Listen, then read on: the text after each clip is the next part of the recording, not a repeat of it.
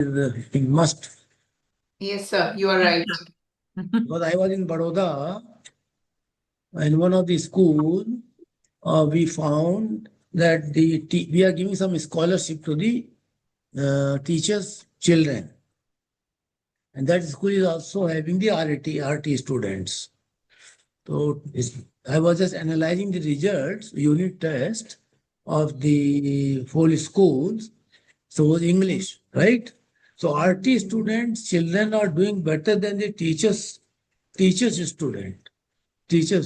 right?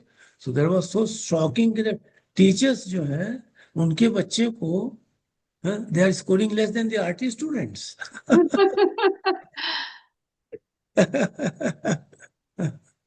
Interesting, बेचारे teachers के पास अपने बच्चों को पढ़ाने का टाइम नहीं रहता, वो दूसरों के बच्चों को ही पढ़ाते रहते हैं.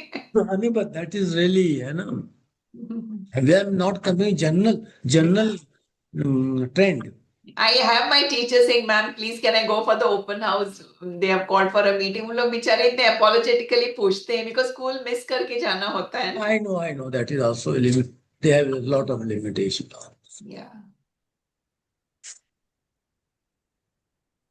Chaliye, best of luck. You can start this session, huh? Yes. Have other Thank you. engagement.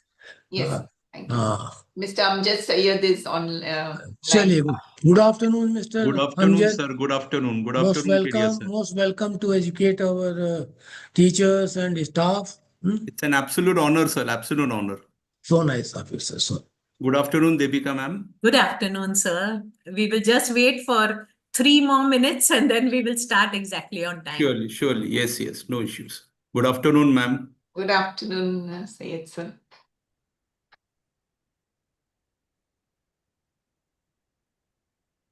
I think we started at 2:05 last time because people was. Yes, some people take a little bit of time to join in. So we'll just wait for a couple of We'll wait. Sure. Yeah.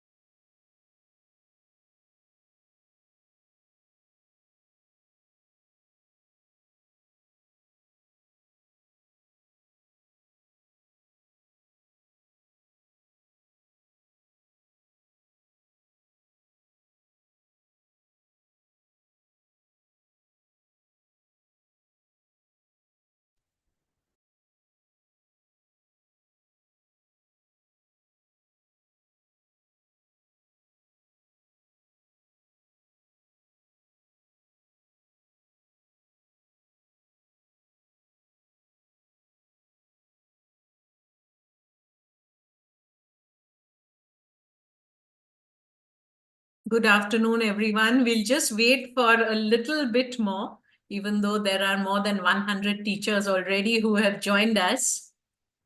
We'll just wait for one more minute, perhaps, and then start off.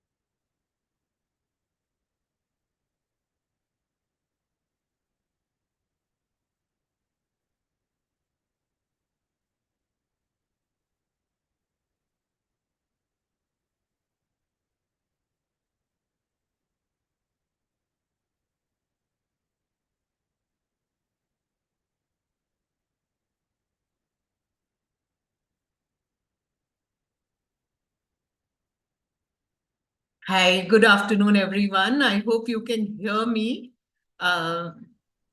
Sheila, am I audible?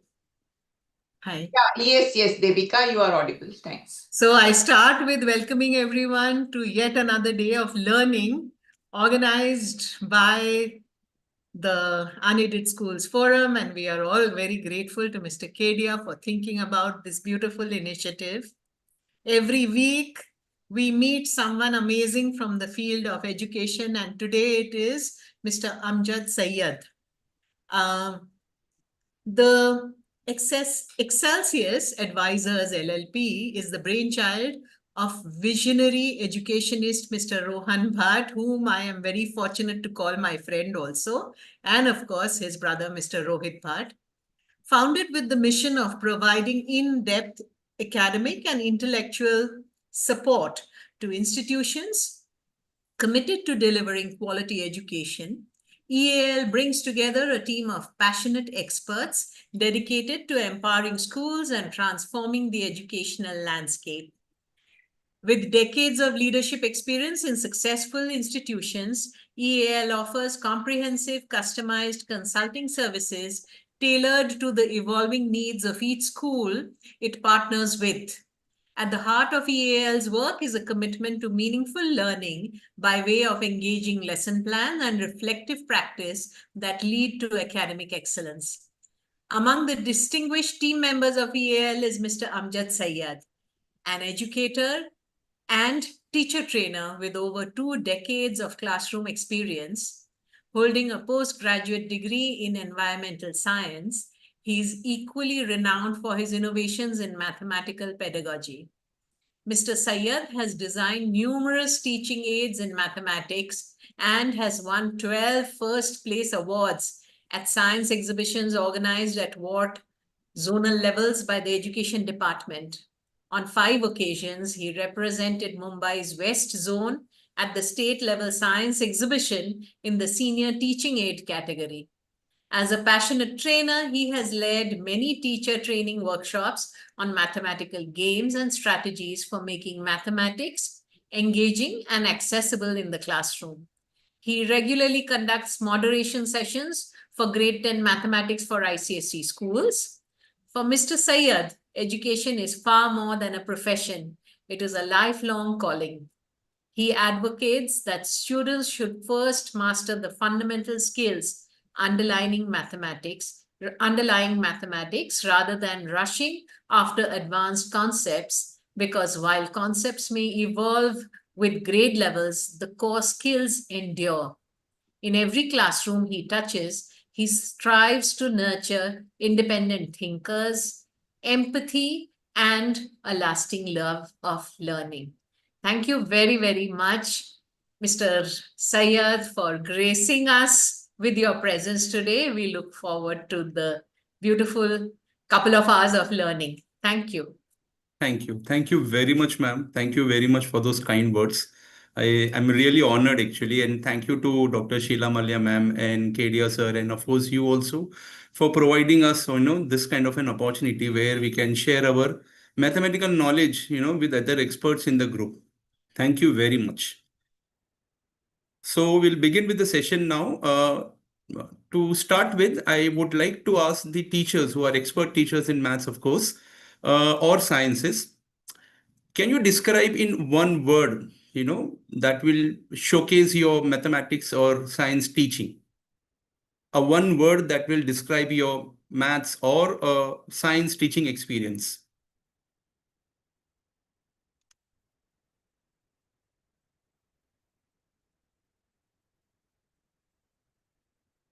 So calculation, fun, very good. Thank you, Vipin sir. Thank you. Expertise, thank you. Thank you very much. Thank you. Calculation, yes, of course. Innovative. Experiment. Creativity. Correct. So that is what maths and science teachers, we all try to do it in the classroom. Correct. Absolutely correct. And thank you very much. Okay. So now I would like to start my presentation here.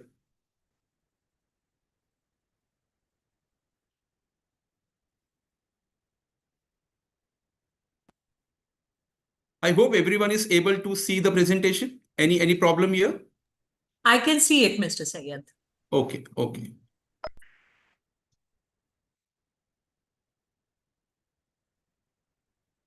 Okay. So can you see the image on the screen right now? And I'm very sure all the maths teachers who are present here, as well as the science teachers, they would like to see our students doing well, in math and the science subjects. Yes, if you agree with me, quickly thumbs up. We all like to, see children doing well in our subjects. Of course, in other subjects too, but we want them to do well. So if you agree with me, quickly give me a thumbs up.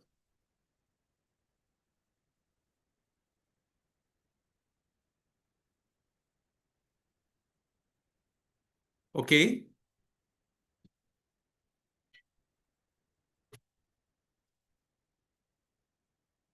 Okay.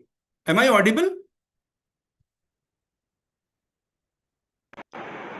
Yes, you are yes. audible. Okay. Yes. Okay. The Okay. thumbs up are coming on the screen. So maybe you are looking at the chat box. Okay, okay, okay, okay, okay. So I'll go ahead now and I'm going to play a small video to just have a reality check for all of us. Being a maths teacher, we all wrote some good words in the chat box, okay? But let us try to see what exactly happens with the students. So I'm going to play a small video here.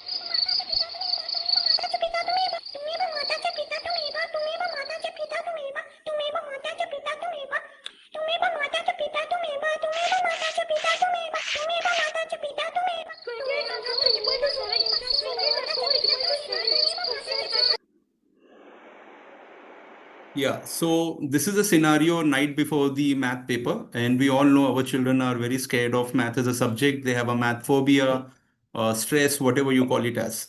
Now, my question here is, why do so many children fear maths? Basically, what are the challenges that children might be facing when it comes to, learning maths? So again, I'm expecting quickly, teachers to write on the chat box. What do you feel? What are the challenges that they might be facing?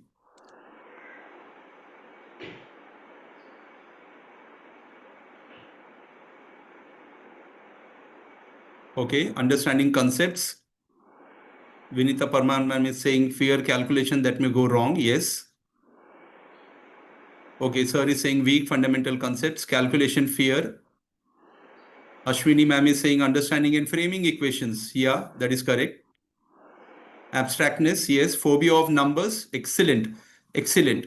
So yes, correct. These are the some, kind of a challenges that they are facing. Let us see what I have jotted down, because most of the answers I can see it in the chat box, what I was going to present it. So abstract nature, yes, somebody wrote abstract nature, math anxiety, okay. And poor conceptual understanding, yes. Difficulty in problem solving, somebody said, like Ashwini ma'am said, like framing an equation is a problem. Yes, correct. Lack of practice, yes, that is also one of the challenges that they are facing. Difficulty in visualizing, yes, spatial learning is a problem for children. Language and comprehension issues, yes. So when it comes to, literature, okay, so they are able to understand the language, but then when it comes to mathematical word problems, yes, comprehension is a problem. Low motivation and interest. And the very important one, I feel, weak foundational skill. If the skill is weak, then children will have all these remaining kind of a problems, and that is why it starts. Okay. So these are the challenges faced by students. What about us? We as a maths teacher. I saw, many of you wrote innovation, calculative, strategic, and all that words I can see in the chat box. You people wrote. So we as a maths teacher, we also face the problem. So now I would like you to write what as a maths teacher that we are facing a problem. It's not like only children are facing. We are also facing a problem. We are also facing a challenges. Different type of learners. Anita ma'am is saying correct. Gopal sir is saying yes, getting students make interest in the subject. That is a very important point. Haripriya ma'am is saying learning gaps. Yes, that's a major problem. Coping up with their fears. Completing syllabus on time. Yes, absolutely correct. Padma ma'am is saying use of technology. Yes, absolutely correct. So I'm very, very happy that, whatever points I have jotted down in my presentation, it is already coming in the chat box. Okay. So let us quickly go through what I have listed down. Engaging students for the 30-minute class is an absolute challenge for maths teachers and science teachers. Overcoming math anxiety. Somebody wrote math anxiety. Yes, that is there. And overcoming that is a challenge for us. Bridging gap. Yes. One of the sir wrote bridging gap because when they come from primary to secondary, they come with a lot of, gaps, and that gaps needs to be filled in secondary. And that becomes a challenge for us. Balancing syllabus. Syllabus is one of the issue here for us. We have to balance syllabus and understanding. Use of technology. Somebody wrote technology. Yes. If we are not very tech savvy, then yes, technology will be a challenge for us. Assessment pressure. Once you complete the entire chapter or the entire portion of the syllabus, you have to assess. So that assessment pressure is also there. Large class size. And this is what we face basically in Indian classroom. The class size is huge, and then it becomes difficult to concentrate on each and every child. So yes, class size is a problem. Connecting math to real life. Okay, so this is also a major challenge, because not every topic can be connected to real life. But yes, as far as possible, we should try to connect math to a real life. So that is also one of the challenge for us. So basically, we have seen, children facing some problems, teachers facing this problem. Now, what should be the solution for it? How we can overcome these challenges? We have seen the problems, right? Problems faced by both students and teachers. So what could be the possible solution? How we can overcome these challenges to some extent? By making the lecture more interesting. Ranjit Kaur ma'am is saying yes, motivating students. Engaging teaching aid. Tejal ma'am is saying yes, engaging teaching aids so that the interest is created. Innovative teaching methods, activity-based learning. This is absolutely important. Real life or story-based example. That's very good. So these are the possible solutions. So basically, whatever you people are writing in the chat box, basically it is there in our presentation today. And I'm so happy that, we all are on the same page. So we'll go ahead now. Now, please see the cover page carefully and please tell me, have you seen lately this cover page somewhere? It's a cover page of one of the article. If you've seen this cover page somewhere, where you have seen, I mean, write it in the chat box.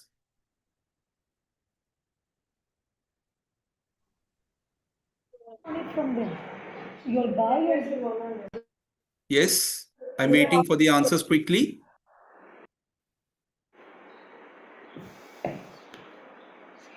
Okay, textbook cover page. Shweta ma'am is writing NCF. That is absolutely correct. Absolutely correct. It's a cover page of NCF. Now, if you see the cover page carefully, teachers, the cover page is telling the entire story of what NEP 2020 is expecting from us. You can see it is beyond classroom. It is, joyful learning, playful learning, holistic development. So those are the points that, NEP 2020 is talking about. So cover page tells the entire story. So now let us quickly check what NEP 2020 is talking about, what we have to do it and what they are expecting from us. Many of you wrote most of the pointers, so I'm very happy. I don't have to stress much on that. Holistic, integrated, enjoyable, engaging learning. Away from the culture of rote learning, as is largely present today. Maths, it becomes difficult. Maybe science, yes, rote learning, children does it. And it should be away from the rote learning, okay? And finally, very, very important, teaching and learning should be encouraging, interactive, creative, collaborative, experiential learning. So can you relate this cover page of NCF with what NEP 2020 is talking about? Yes, can you relate the cover page what NEP 2020 is talking about? It is, it is connected, very much connected.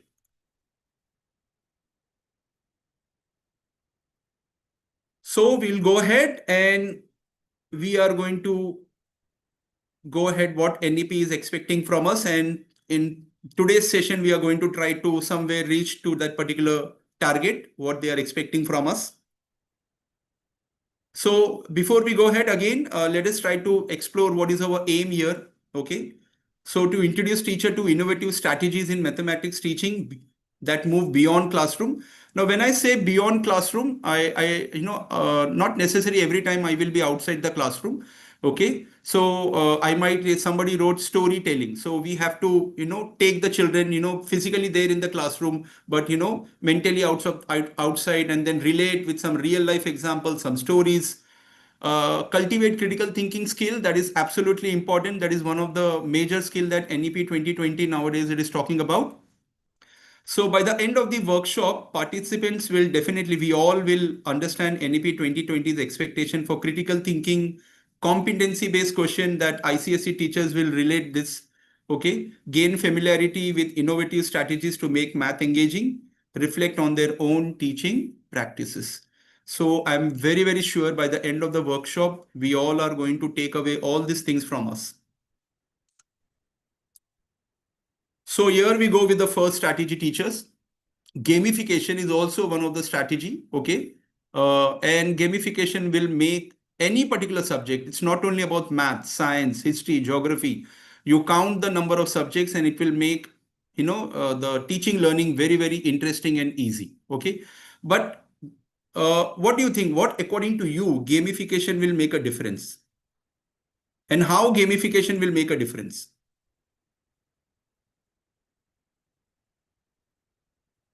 how gamification will help for better teaching and learning, for better learning and better teaching. Enjoy, yes, Bhavya is saying enjoy, yes, correct. Active participation of the students, yes. Okay, active participation is correct. Fun learning, correct. Attention span, yes. Yes, teachers, thank you very much. Yes, Roger sir, thank you very much. Yes, absolutely correct. So these are the some benefits of, if we try to connect gamification with our syllabus. Now let us see what I have jotted down, because more or less the pointers are same. So as I said, we are on the same page, same thinking. Confidence boost when they participate in that particular game, where the syllabus is connected, their confidence is boosted. Interest. I would really like to stress on this, because once the interest is created in the subject, definitely everything will fall in place. And mathematics anxiety reduction. These are many points all of you already wrote in that particular chat box. So we'll go ahead. So we are starting with our first particular gamification. And you might be surprised what you're seeing on the screen, FM radio. So you might be wondering, how it is connected to radio or FM channel and all that radio channel. Teachers, it is not FM radio, it is FM chain. Now in this FM, it is not related to any radio channel. As I said, F stands for factors and M stands for multiples. So we call it as FM chain, factors and multiple chain. A very interesting game for grade 6 and 7 teachers. If you are teaching in the classroom, factors and multiples, you completed your topic. Now you have tried your best to make the children understand what are factors, what are multiples. And now, instead of conventional way of, teaching and learning or doing the revision, you can take the revision in this way, in the form of a game. And believe me, next day they will wait for you and they will ask you which are the other game that we are playing in the class now. So let us go through. Of course, any game, instructions are very, very important. You have to instruct the children properly so that they will understand the game. So these are the instructions. You can see 100 numbers, 10 by 10 ka grid, okay, on the screen. Select and encircle any number. So what you're going to do is you're going to divide your entire class into 2 teams, okay? And one of the student from one of the team will come on the board, okay? And you will ask that particular student to circle any one number or his or her choice from the given 100 numbers. Whichever number that particular child want to, circle that number and keep it ready. After circling the first number, encircle any one factor of the selected number. So suppose I've selected 40. So the next will be the child has to circle factor of 40. Okay. So that also is selected. Encircle any one multiple of B as C. So you have selected the factor of the first number. Now you have to select the multiple of that number. So the chain goes like this: factor, multiple, like that the chain goes. Continue the process with one factor and then a multiple to form the largest chain of the numbers. Okay, so these instructions has to be very, very clear with the children. Then only they will be able to understand and play the game, nicely.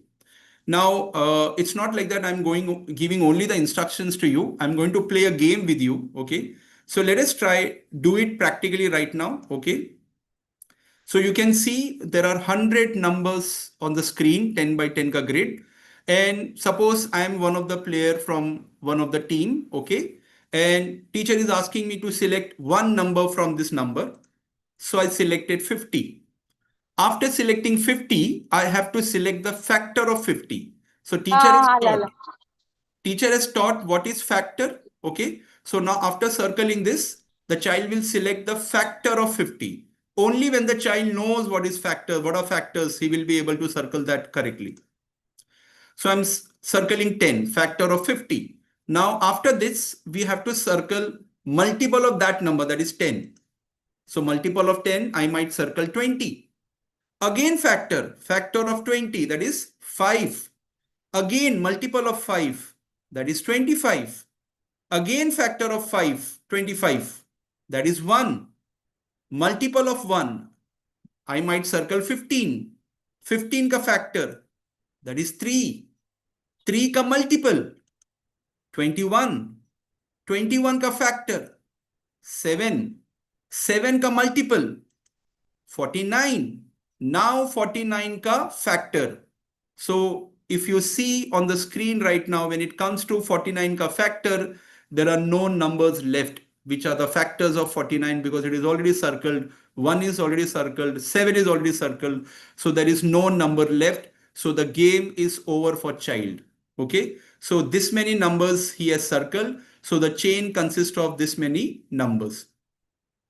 I hope you all understood. So you have to select the first number. After selecting the first number, select the factor, then multiple, then factor, then multiple, then factor, then multiple. Like that, you have to go on and on and on. If the child is able to make the longest chain, he is the winner. So this is how we play factor multiple chain, that is FM chain. Now I'm going to play one more game so that you people get comfortable and understand how to play this with the children in the class. So now the second player comes from the team. Second player from the, the one player from the second team comes and he's choosing 90. Okay. So after choosing 90, can somebody tell me what we have to choose now? Factor. Factor. Absolutely correct. So I'm going to select factor. So 3 is a factor of 90. Okay. And now we have to select multiple of 3. 60. 60 is a multiple of 3. That is correct. Now the factor of 60. That is 2. 2 is a factor of 60. Now multiple of 2. That is 80. 80 is a multiple of 2. Now factor of 80. That is 4. Now factor multiple of 4. That is 64. Now factor of 64. That is 8. 8 ka multiple 40. 40 ka factor 5. 5 ka multiple 100. 100 ka factor 10. 10 ka multiple 50. 50 ka factor 25. Oh my God, the game is going on and on. Okay, 25. 25 ka factor. 25 ka multiple was 50 and then 15 and then 75 is the multiple of 15. And then factor again. 1 ka multiple is 44. 44 ka factor is 11. 11 ka multiple is 77. 77 ka factor is 7. 7 ka multiple is 49. Now can somebody tell me, can I go ahead or my game is over? Can I continue or my game is over? Game over. Yeah, game is over. Why game is over? Because there are no numbers left which are factors of 49. 1 is already circled, 7 is already circled. But have you noticed in the previous, when the previous player was playing and the next player was playing, this player was able to make more chains. Why so that? Why was that, like, why the child was able to make so many chains? We took a bigger number, that is why. Bigger number, correct. So in order to win the game, you have to start with the bigger number in the beginning. And once you start with the bigger number, after that, what we have to do?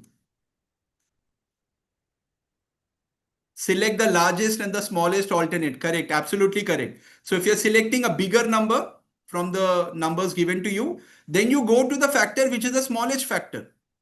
The smallest factor of that particular number. Then go to the bigger number again, multiple. So for factor, you go to the smallest, and for the multiple, you go for the biggest. And this is how you continue the game. And believe me, out of the conventional way of writing the factors or asking the multiple of so and so numbers, you play this game in the class and children will find it very, very interesting. And as I said, creating interest is absolutely important. Okay. So you have to create interest in the subject so that, they will be waiting for you next time, when you're going to come and when you're going to play another game with them. Yes, correct. Silas sir is saying not only bigger number, but also it must be a multiple of many primes so that you get a longer chain. Absolutely correct. Absolutely correct. So all these, what is the rule for that? You should not disclose in the beginning. Let child do it. Okay. And after that, once that is done, when the game is over, then you can explain, how we can win the game. What are the techniques? What are the tricks to win the games that we can do?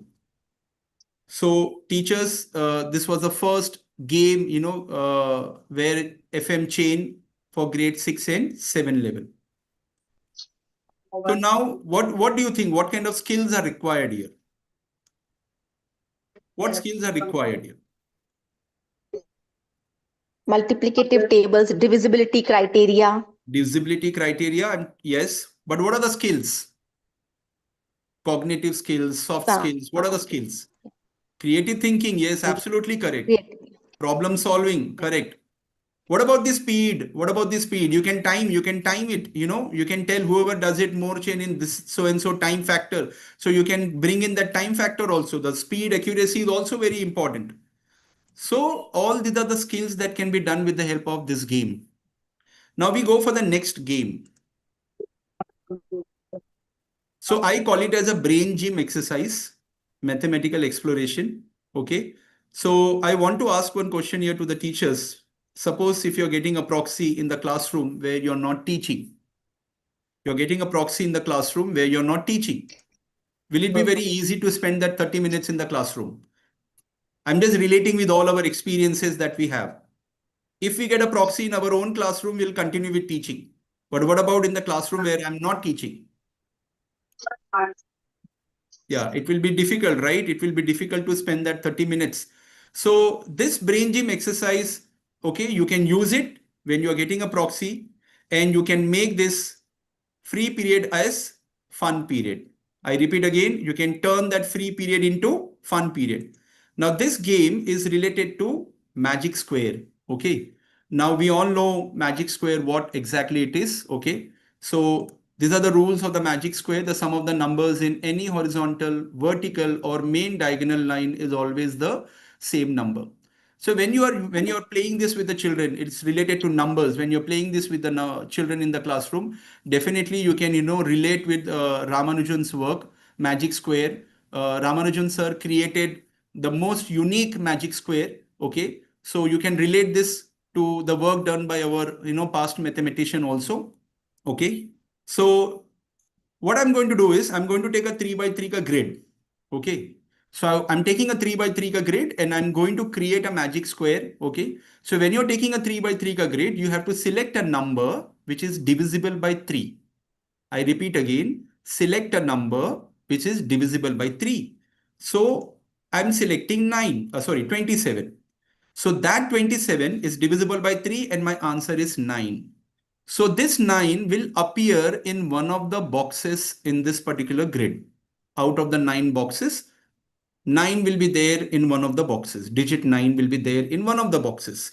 So how many boxes are remaining now? Quickly. How many boxes are remaining? Because 9 will appear in one of the box. So how many boxes will be remaining? 8. Absolutely correct. Thank you, Nithu ma'am. Thank you. Thank you, Vinita ma'am. Thank you. So that 8 boxes, you divide into 2. I repeat again, that 8 boxes, the remaining boxes, you divide into 2. So that is 9 minus 4, because we are dividing that 8 boxes into 4. So 9 minus 4 will become 5. And this 5 will appear in the top row middle box. Top row middle box. Now, please, teachers, pay attention for the next journey. It is very, very interesting. So where we have to place 5, it is very, very important. Top row middle box, you have to place that number. Now, where I should place the next number?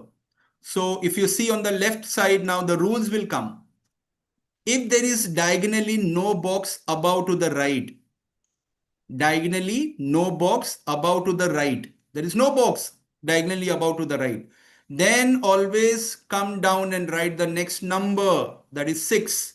Please see carefully. Again, I will be a little slow here.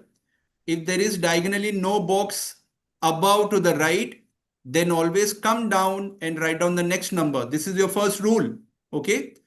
Now, the second rule, if there is diagonally no box to the numbers right, Now there is no box to the numbers right. Then what we do, we go to extreme left. Extreme left. If there is no numbers to the right, extreme left, and we write the next number 7. And then again, if diagonally the box is already filled, whatever number, next number you have written, 7. If you see diagonally, already the number is written 5. Then what you do in that case? Then you write the next number below it. Teachers, please carefully see the rules. Okay. Now tell me, what should I do? 7 ke baad 8 we have written. Now diagonally there is a box and it is empty. Diagonally there is a box and it is empty. So I'm going to write my next number. Again diagonally there is a box and it is empty. So I'm going to write my next number 10. Now diagonally there is no box. See the first rule again. I want you to check the first rule again. If there is diagonally no box above to the right, what we do? We come down or we go to the left, right? So again, there is no box above. So in that case, I'm going to write the next number 11 here. So this is a little technical part where we are going to write 11. If you write 11 in any particular boxes, the magic square is not going to happen. Now, who will tell me what should I do next? I have written 11.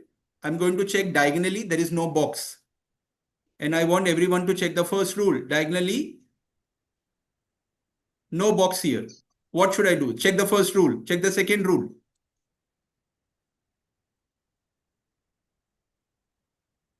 Okay, Vinita ma'am is saying go down. But you see the second rule, Vinita ma'am. Check the second rule. Diagonally, okay, to the numbers Directly right. next to 5 in the first square. Yeah, that is correct. So we go to extreme left and we write the next number. Now again, diagonally no box above to the right. Then what should we do? If there is no number, no box diagonally above to the right, what we do? We come down to the bottom. Bottom, 13. Now I want you people to quickly check whether our magic square has been done. Remember, I have selected 27 as a number and 27 divided by 3 was 9. Finally, 9 has come to the center of the grid. And if 9 is not coming at the center of the grid, that means you're not going to get that magic square. The total is not going to come as 27. And whichever way you add, vertically, horizontally, diagonally, if you add, the total is coming to 27. So with 3 by 3 ka grid, it becomes very, very easy because the boxes are only 9 inside. Okay. But then when you play the same game with 5 by 5 grid, maybe for a higher grade, you're going for grade 10 as a proxy teacher, you're going for grade 9 as a proxy teacher. So there you can definitely go for 5 by 5 ka grid, but the rules has to be very, very clear. So are you interested in 5 by 5 ka grid? Let us check. Quickly give me a thumbs up, or you can write it in the chat box, 5 by 5 ka grid. Great. Yes. So let us go for 5 by 5 ka grid because we all are looking very excited. I hope everyone understood. Again, I'm saying the rules are very, very important. Okay. So I'm going for the next. So can you check? I've written some numbers already in the boxes. Of course, I'm going to play with you right now. I'm going to show how to fill it with 5 by 5 ka grid. But whichever way you add, the total is coming to 265. Okay. So 265 is the number that I have selected. So when you play with 5 by 5 ka grid, you have to select a number which is divisible by 5. So it should be 250 or 265 or 270 or 150 or 130 or 135, any number which is divisible by 5. So now whichever way you add and check, the total is going to come to 265 for 5 by 5 ka grid. So this is what is magic square is all about. Okay. Are we ready? Are we ready to play with 5 by 5 ka grid? So I selected 265. 265 divided by 5 give me 53. 53 is definitely going to appear where? Can somebody tell me? 53 is going to appear where? In the center of the grid. In the center of the grid. Absolutely correct. Absolutely correct. But that will come later. So if 53 is going to come in the center of the grid, then how many boxes are still remaining? 24. 24. So that 24 I'm going to divide into two parts. So 53 minus 12. That is 41. So where that 41, the first number, where that first number should come? Diagonally up. Diagonally up means, yeah, what exactly? Where exactly? It should come in the top row middle box. Top row middle box. That is the rule. Top row middle box. Again, I'm flashing the rules because 5 by 5 ka grid might look little confusing. Okay, whoever is doing it for the first time. Now tell me, is there any box diagonally to the right above it? So where should I write 42 now? So 42 will come down here. So diagonally no box above to the right, you come down. Is there a box present diagonally to the right? Yes. So I'm going to write my next number 43. But what about 43? Is there any box there diagonally to 43? No. So I'm going to come extreme left, 44. Again, there is a box present diagonally to 44? Yes. So I'm going to write 45. Where should I write 46? This is extremely important. Because diagonally 41 is already present. So I'm going to write below it. Left side. No, we write below it. If there is already a number diagonally to that number, we write below it. Now we have written 46. Is there any box diagonally present to 46? Right side. Yes. Yes. So I'm going to write 47. And then now next number 48. Diagonally. Now again check diagonally above to the right. Is there any box present? No. So where should we come? Where should we write 49? So I'm going to write here. We have to come down 49. Again diagonally to 49. There is no box. Go to extreme left 50. Now there is already a number written diagonally to 50. So where should I write 51? Below 50. 51. Now this is the moment where you have to increase your speed because diagonally all the boxes are vacant. So 52, 53, 54, 55. Now again, very important stage of the game. Where should I write 56? Where should I write 56? Because diagonally no box. Okay, I cannot go to the extreme left also above it, no box. Where should I write 56? I'm going to write below it. Okay, now diagonally to 56, no box, go extreme left and write 57. Now diagonally to above right, no box, so come down 58. Then 59, 60. Now tell me where should I write 61? Below 60. Down. Absolutely correct. Below. Where should I write 62? Diagonally. Diagonal. Right. Correct. Diagonal. Correct. Where should I write 63 now? There is no box diagonally to 62. First column, second row. Correct. So we go to extreme left. And now diagonally there is a box present to 63, right side 64. And then diagonally there is no box above to the right. We come down. This is how we complete 5 by 5 ka magic square. You have to select a number which is divisible by 5, subtract from 12. You have to make the students understand why we are subtracting it from 12 because 53 is going to appear somewhere in the box. So 24 boxes are remaining. So you have to divide that 24 into two parts, 12, 12. So 53 minus 12 is 41 and 41 has to get started from the top row middle number. Top row middle box. So here we completed the magic square with 5 by 5 grid and whichever way you check it out, the total is going to come to 265. Now what I do when I play this game in the grade 10 level, I time them. Okay, so whoever is filling this particular grade in less number of time is the winner. Not only you have to make the total 265, but you have to complete the grid in lesser time.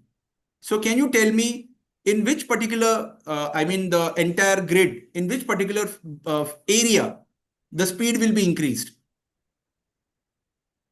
Suppose I Wherever they wrote are writing 51. diagonally, So boxes once you are wrote, empty. yes, once you wrote 51, all the boxes are vacant. So there you have to increase your speed, 52, 53, 54, 55. So there you can increase the speed. So when you are playing with grade 6 and 7, you play with 3 by 3 ka grid. But when you are playing with the higher children, higher grade children, play with 5 by 5 ka grid. But at the same time, give them the time limit. Whoever is filling it in a lesser time is the winner. So it's an absolutely interesting game. And then you can, give them a homework. I was talking about Ramanujan's 4x4 ka square grid and why it was a unique grid. That one thing, then they need to find it out.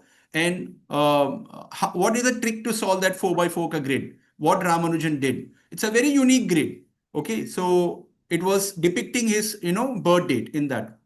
So you can give them that as a homework. And believe me, the children of grade 10 also, when I'm playing them in the classroom, they say that next day they went and played with their parents. And, I was a winner because I know how to play the game and how to complete this magic square of 5 by 5 ka grid. They were so happy and they were waiting next time when you're going to come for proxy.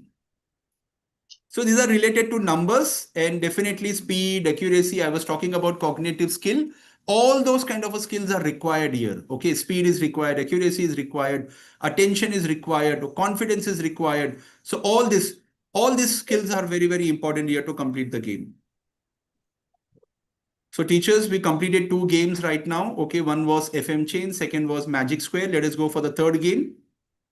Can somebody tell me, is this particular image very familiar?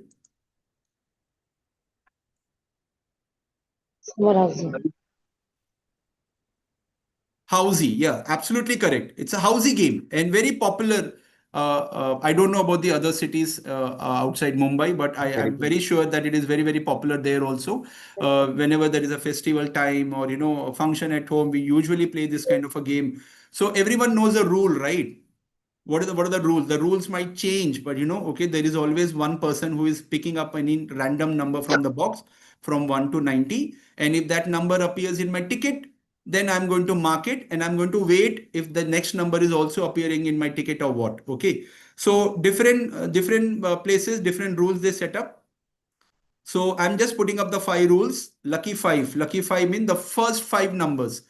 Whoever is reading the numbers, the first 5 numbers what he read out, if that appears in the list, then you will mark it and that will be your lucky 5. Okay. Then there is a possibility of winning in top line, that is top row all the numbers, middle line, middle row all the numbers, bottom line, bottom row all the numbers, and of course the final full house for what we wait for at the end, all 15 numbers. Now, teachers, you might be wondering, I'm going to play Housey game with you. Yes, I'm going to play a Housey game with you, but not in a very conventional manner, not like this. As I said, it's a gamification strategy. I'm going to connect this particular Housey game with my syllabus in whichever grade I want to teach. Now, let us see how we are going to play this. Can you see it's not a usual Housey ticket? Okay. It's a customized ticket that I made for my class. Okay. You can see, roll numbers written 10A, roll number 3, 10A, roll number 7. So I wanted to play a Housey game, okay, with them. Okay. So this is a very, very popular game with them and they were all interested to play Housey. Okay. How you're going to play? Okay. You have to set the rules. Lucky 5, top row, middle row, bottom row, and of course the full Housey. But how you're going to play? Are you going to pick up any number from the box? No, you're not going to pick up any number from the box. Okay, because if you see the ticket, it is not having only numbers. It is having some metals name, some words are there and all that. Okay, so I'm going to flash my question on the screen. So this is my first number which I'm picking up from the box. That is my question on the screen. A monovalent metal with 2 shells. So what are you testing here? You're playing a game and you're testing whether the child knows the answer.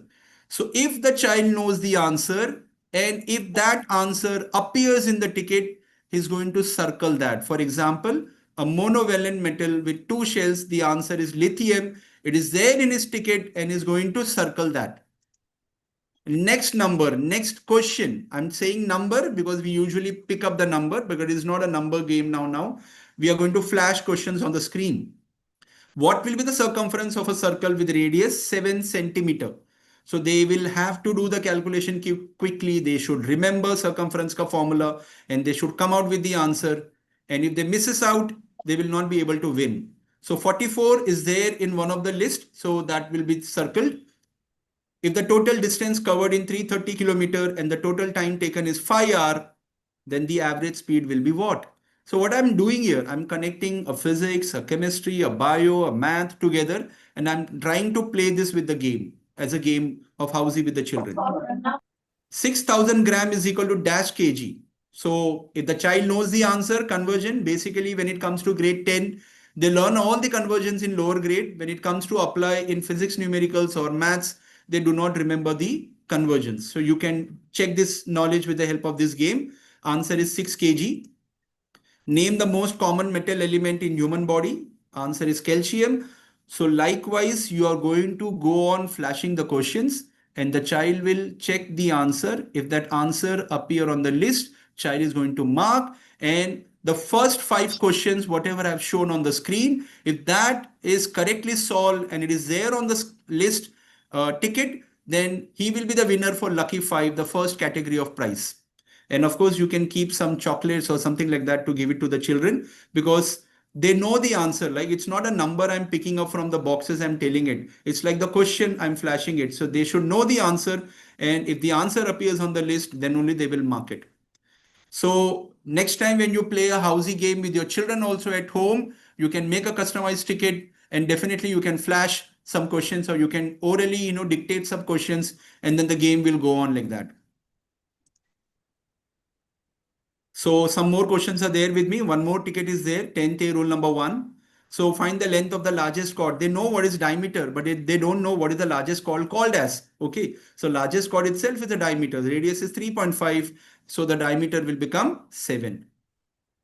You might be testing a very basic question, but sometimes it is required even for higher grade. Find the diagonal of a rectangle with length 11 and breadth 6. So 66 is the answer. Okay, so these are the questions. The smallest prime number is 2. So like this, you are going to continue the questions till some children are winning the first category, Lucky 5, second category, full house, top line, middle line, bottom line. If all those categories are done, and then comes the chance of full house. So this is how you can connect your subject, bio, chemistry, physics, maths. Individually, you can connect. Okay, I have taken a mix of examples because teachers in the session today, they take sciences also. You can frame bio questions, you can frame chemistry questions, you can frame physics and chemistry, math question, and definitely you can, make this customized ticket and play with them. So teachers, if you have liked this game very much and how to play it, please quickly give me a thumbs up.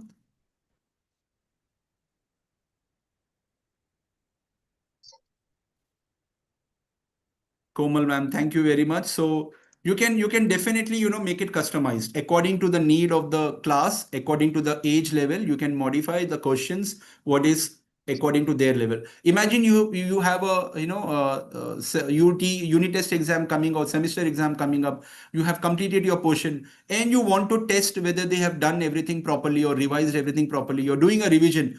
Why not to do the revision in this way?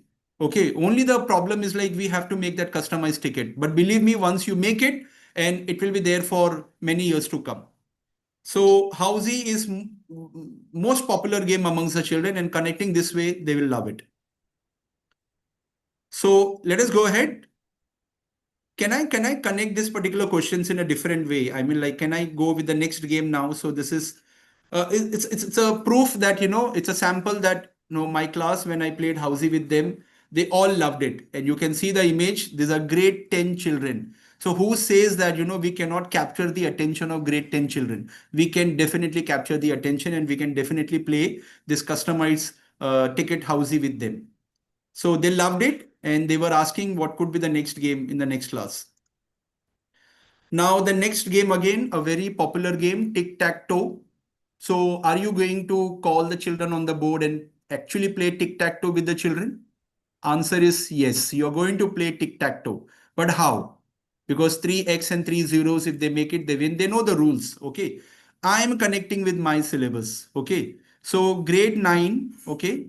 I found that, after completing the chapters, I found that there is a lot of misconceptions amongst the children. So I wanted to test that misconceptions. Okay. So I am testing my tic-tac-toe game in this manner. So I want to check and I want to see that they should, what kind of misconception they still have it. So I'm going to flash the questions on the screen one by one, of course. Right now it is coming all together. I'm going to flash it one by one. Okay. And these are the mathematical statement. Now you have to distribute your class into two groups, maybe group 1 and the group 2. So the first two players from each group will come up. Okay. They are going to play. And the first player from the first team will get a chance. So they have to identify whether this mathematical statement is correct or incorrect, whether it is true or false. So 2 1 upon 4 is not equal to 2 plus 1 upon 4. Let us assume that the child is giving a right answer. If he gives a right answer, he gets the first chance to put a cross or a 0 anywhere in the box he wants. But suppose he gave wrong answer. Then what is our role in the classroom as a teacher? You have to clarify that misconception then and there itself. Okay, just because the child has given the wrong answer, if he has given the wrong answer, he will lose out the chance to put across a 0 for sure. But also at the same time, it is our responsibility that we should clear that misconception. And many of you will relate this with when you are teaching in the classroom. Children are very comfortable with mixed fractions, but when it comes to 2 plus 1 upon 4, they are getting confused. Okay, because they are pursuing this as a fraction, and adding fractions or subtracting fraction is a phobia for them. Now the next question is x upon 3 plus 4 is equal to 2. So what should be the value of x? And then I wrote directly x plus 4 is equal to 6. Child has to say whether this is correct or incorrect. So if he gives the correct answer, he put a cross. And if it is wrong, he will lose out the chance to put a cross or 0. But as a teacher's job, I have to clear that misconception there.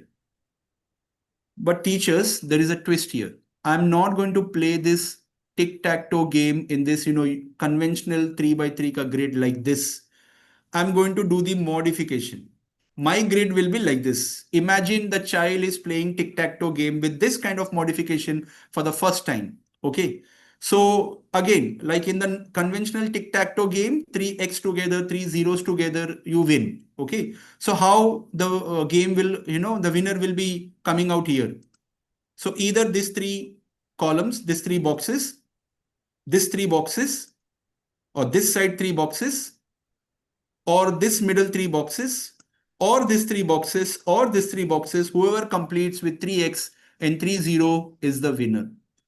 So I just wanted to test the misconceptions in the classroom, and I did not do it in a very conventional way of teaching and learning. Okay, I'm writing something like this, you solve it, and whoever is not getting the answer, raise your hand up. Okay, I'm doing it with the help of a game. Okay, so you're playing a game, and at the same time, you're clearing the misconception. Now, the same misconception questions, what I have taken, I did this with the help of this game also. A very popular game amongst the children again. Okay, it's like a dot game. So again, you have to tell me the rules. You have to tell the rules to the classroom. Okay, whoever finally at the end makes more number of boxes is the winner. So how we are going to play? Again, you're going to divide the class into 2 groups. So 2 players from each team will come up. First player is going to answer the question. If he answers this right, he gets a chance to put that line. Okay. And if he's wrong, I'm going to correct it. And then the second player gets a chance. And if he's right, he puts a line. And then you go on continuing playing the game. And if they are able to make many boxes, whichever team makes many boxes, okay, you can keep the time limit also. Okay, in that particular time limit, if you are able to make as many boxes, so you're the winner. Okay, so the tic-tac-toe game, whatever the questions you're giving, you can play it in the form of a dot game also. So teachers, this is like most of the time it is like an offline game. Okay, this can be played in the classroom, offline setup. But what about online? Okay, so there are some websites. Okay, and you can find out the websites also. One of the website name I will give you, where online game also they can play at home. Okay, so this is the name of the website, mathplayground.com. So you can visit that particular website and you can check it out. There are very interesting games related to fractions, decimal numbers and addition and subtraction and all that. If you are dealing with grade 6 and 7, then believe me, this particular website it's perfect for them to play an online game at home also. So it's not only about offline game, online game also you can play. And I know there are many such websites where you can play, online game with the children connected to mathematics or science or other subjects. Okay. Now there is one more game which is very close to my heart, that is Seven Tiles. Okay. So Seven Tiles is a game. Why I'm saying close to my heart? Because as a 90s kid, we all played this particular game outside. Even the girls might have played it. I mean, female teachers might have played it. Okay. So Seven Tiles, it's a very interesting game. You arrange the tiles, one after the other in the form of a layer. And there will be two teams. And one of the team will be hitting that particular tiles with the ball. And if they hit, they quickly try to arrange it. And if they arrange it, okay, quickly, and then they are the winner. Now, how we can connect this Seven Tiles game in the school setup with the syllabus? So what you do is, first you try to keep that 7 tiles of the same size. I mean, here you can see the 7 tiles are of different sizes. Try to keep the tiles of the same size. Now, I'm flashing the question. I'm flashing an examples. What you do is you bring that grade 6 children, you have taught integers to them.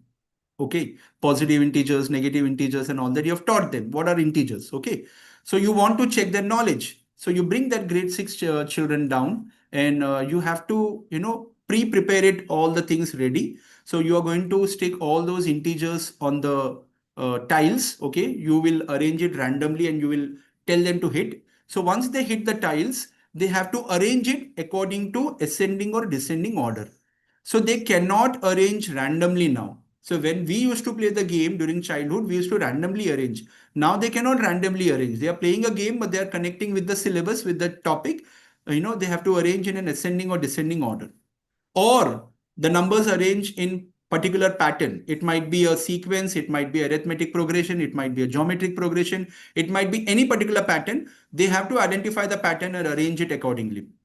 Fractions in ascending and descending order. So you are writing the fractions on the piece of paper, and that is getting sticked on the tiles. And when they hit the tile, they have to arrange the fractions in the ascending and the descending order. So for that, they should know that it should have a common denominator or something like that. So once they know the method, they will be able to do it. You have to give some time to them. Okay. Then when it comes to chemistry, reactivity series, order of reactivity of metals. So you're writing some metals on the tiles. Even for the grade 9 and 10, you can play this. So once they hit the tiles, they have to arrange according to the reactivity order. Okay.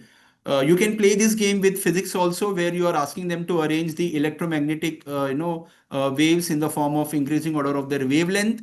Or you can play this game with bio, where you are asking them to chronological order of digestion process. So it's not only about math.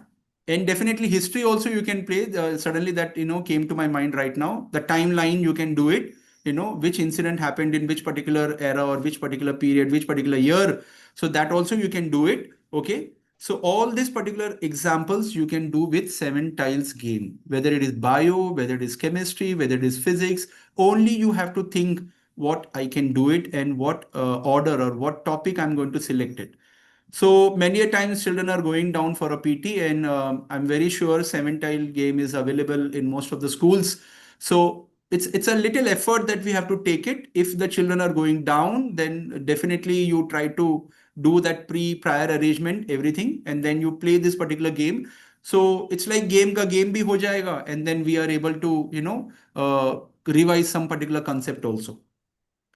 So if they're arranging in the wrong order, suppose if they're arranging in the wrong order, what as a teacher I'm going, because I'm there as a facilitator. Okay. So what I'm going to do, if they're arranging in the wrong order, then you have to revise the concept there on the ground itself. Okay. So you revise what exactly we need to do when I'm arranging the metals in the order of reactivity, what mistake they did, you rectify the mistake then and there itself. And then the entire concept will be clarified, not in the classroom also, but in the ground setup also. So teachers, these were the few games that I felt, we can definitely do it in the classroom setup. These are some strategies in terms of gamification we can do. Okay. So now we'll go ahead with some more strategies ahead. Now, in the beginning, I had asked a question. how connecting to real world, it is so important. So I'm again expecting an answer for it quickly in the chat box. Why do you feel connecting the syllabus, what we are teaching, whether it is sciences or maths, with the real world? Why it is so important? Why it is so important? Connecting with real life, why it is so important? Of course, we cannot connect all the topics and all the, yes, to create interest, makes them feel it's utility, correct? Vinita ma'am is saying yes, correct. Yes, of course. Absolutely, absolutely. So these are the pointers that is extremely important. So we'll go ahead and we'll see few examples that we have designed, I have designed for this presentation right now. And this has been done in some of the schools where we have conducted workshop. The first example, I'm taking it as it's of like a floor plan. Okay. Can somebody tell me where we often see this kind of a picture or an image in real life? Where we see? While Buying home. Yes, Shaista Khan ma'am is saying buying home. So that carpet area, built up area, super built up area, there is always a confusion amongst us also. We are adult, we are confused with this particular concept. Okay. So imagine you're teaching area and perimeter even to grade 6, 7 or 8 level, area perimeter chapter. How you can connect this real life, concept while teaching in the classroom. So this is what you can do it. You have to develop an understanding of the floor plan of a house, to learn to calculate the carpet area of a flat with the help of a floor plan, to calculate the cost estimation of a flat of a house. And then these are the some pointers you have to explain to the children. Teachers, please remember any particular task you are giving it to the children, which is connected to the real life, and you want them to perform that task at home or in the classroom. Instructions has to be very, very, very clear. Okay. And first you show the image to the children and you ask them what they can see in that particular image. Because as I said, while teaching area and perimeter, I can connect this to the real life. But it is not only about connecting to area perimeter. It is about that future, in future, they are going to buy home. Okay. So they will definitely remember that, how to find the carpet area of a house. And also the conversion part, meter to inches, inches to square feet to meters and all that. That conversion they will learn, which is actually used in the real life. Okay. Square feet, inches and all that. If you can see the dimensions which are highlighted in the image, it is all, marked in the square feet. Okay. So what you have to do now, ask the students to understand the floor plan of a flat given in the paper or the project paper, understand the dimensions of each section given, ask the students to draw the floor plan of their own house showing all the necessary dimensions. Students can refer to the diagram given in the project paper. Students will make their own drawings as detailed as possible. So this task, when you're teaching area and perimeter, please connect this with the real life. Okay. So we did it in one of the school and children came up with this particular findings, and you will be very, very surprised. The diagram, if you see the diagram done by the child of his own house, I was very surprised, and because it was looking like my original sample, which I gave it to them. Okay. And he very nicely, he did all the, dimensions and all the sections of the house, he did it. And also we gave them a task to calculate the carpet area and the cost estimation and all that. And he came up like 448 square feet. Okay. But then, they will learn that in future when they are buying a home, how much is the carpet area? And when we buy the flat, when we buy a house, it should be on the basis of carpet area and how to calculate the carpet area on the basis of the floor plan that is given by the builder. Okay. So this is one place where you can definitely convert to one particular concept. Again, conversion, as I said, it is not in meters or centimeters, it is in square feet and inches. So that conversion comes in the picture. Okay. They're learning how in the future I can, relate with this with the real life when I'm buying a house of my own. And also they will be able to calculate the floor, the carpet area of their own house. And this is just a sample of one of the child I'm showing. Like that, the entire class, they came up with some beautiful, floor plan they did, colorful plans and all that, nicely colored and everything they did. And I was very surprised. Just I connected one area and perimeter with this, and then they came up with an answer. Then, my parents purchased a flat on the basis of built up area, on the basis of super built up area, whether they should have calculated it on the basis of carpet area and all that. Okay. So you are in a way with area and perimeter concept, you are preparing them for the future also. So this is one sample, where I can connect definitely with the real life. It's one of the best example. You can definitely try this in your class, in your school. Okay. The second example, what I've taken here is to calculate the height of your building or a tower using the concepts of trigonometry. Now, how many of you agree with me? I want to see the answers, in the chat box. How many of you agree with me that when you start teaching trigonometry, because they are learning all these trigonometric functions for the first time. So when you start teaching in the classroom, the first question that they might ask at the end of the explanation, why we are learning this? Okay. How is it useful for me? In future, how it is useful?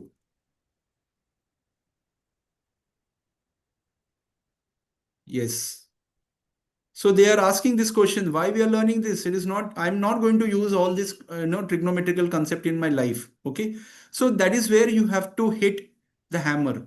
Okay. You have to hit the hammer in the correct way, and you have to assign a task. You have to explain everything related to trigonometry, and definitely a very important instrument required here is clinometer. You need to make them understand what is clinometer and how it is used, how it is made. It can be made with the help of a simple protractor, okay, or a hollow pipe, a thread, and all that. Simple clinometer, and how to use that clinometer, that you have to teach that. So you are giving any particular task to the children. Make sure that all the necessary instructions or the clarification related to that should be made very, very clear. Okay. So this is the task. This is the task which we gave to our students also. Students will have to make a simple clinometer using a protractor and a straw or a hollow pipe as well as a thread. Students have to observe the top of a building or a tower from a point on the ground and measure the angle of elevation. They know we have, as I said, we need to explain everything. What is elevation? What is depression? Everything you have to explain. Students have to calculate the height of the building, assuming that they are standing 30 meters away from the building. Now that 30 meter, the number is not rigid. It depends. Okay. You can change that, or, it's as per their convenience, they can stand away from the building. I'll show you the diagram. This is how it is going to be practically. So trigonometry is all about heights and distances, calculating the height and calculating the distances. And how to use a clinometer is nicely shown in that particular picture image. And then they are going to make a right angle triangle, and they are going to calculate the approximate height of the building. They might not come up with the accurate height. They will definitely come up with the approximate height. Now, I would like to show you the sample here, what the children of one of the school they did very nicely. You can see the faces, how happy they are. They are using the clinometer. Requesting everyone to please mute yourself. You can see in the image, it's not a sad face, it's a happy face in the class. Okay, it's a grade 9 children, and they are actually measuring the, using the clinometer to measure the angle and all that. Okay, they are actually doing it. So I'm just relating it with the real life. So we have to tell the children, whatever you see around, the towers, the trees, okay, distance of the lighthouse from the of the boat from the lighthouse, all this can be done with one simple instrument called as a clinometer. Okay, I'll show you one of the sample answer.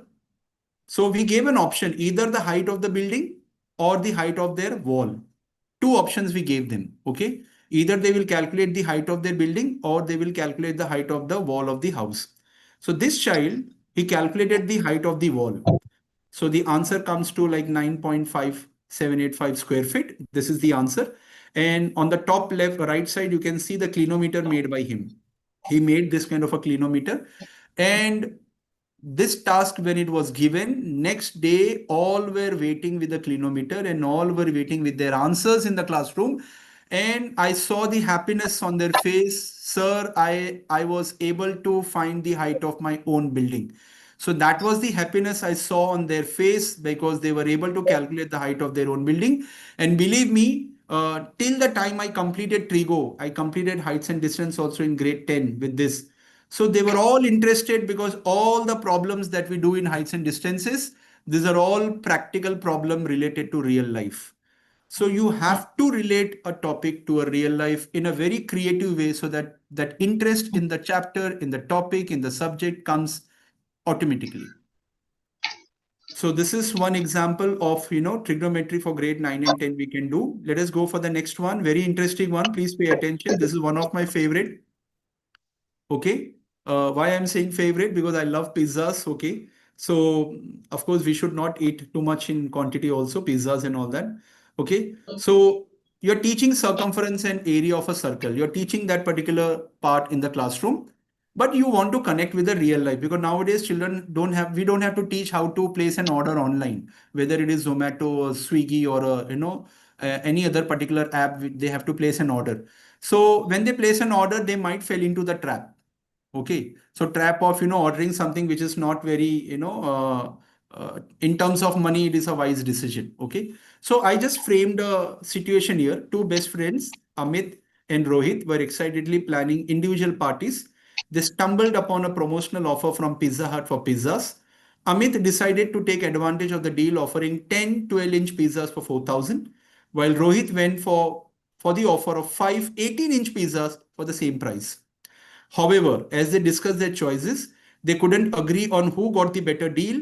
Amit believed that since he was getting more pizzas, his offer was superior.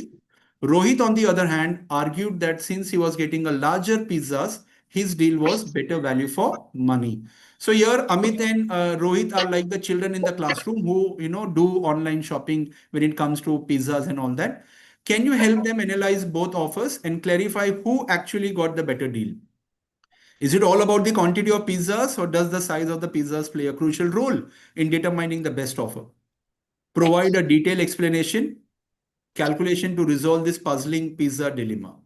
So I have taught them how to find the circumference of a circle. I've taught them how to find the area of a circle. I just want to test, not only the formula knowledge, application knowledge, but also when it comes to connecting it to a real life, how they are able to make that decision. Okay, so again, a sample solution of one of the child. So they wrote that. This is one of the sample I'm showing you. And this child Kriya wrote that, Rohit's deal is better because in terms of money, it is more valuable compared to Amit's deal. Okay, so they will do the calculation and they'll come up with an answer. And then definitely you are connecting this with the real life when they are ordering, food outside, they will definitely apply that math in that.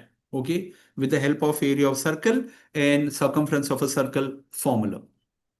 So this is one example for grade 8 or 9 level maybe. Now, teachers, please pay attention for this because you have to pay attention because it will be difficult for you to understand how to use this. So the explanation goes like this. Congratulations. Now, where we are connecting this again, you're teaching perimeter to grade 7. You have taught perimeter, how to find the perimeter of 3-sided or 4-sided figure. You have taught them. Now, you want to test their knowledge, with the help of some different way. So congratulations, you have won 50 reward coins for investing in the purchasing of a plot. So in future, they might be purchasing so many plots, So here they have to purchase a plot, okay, with the 50 reward coins. The layout of the plot is shown as below.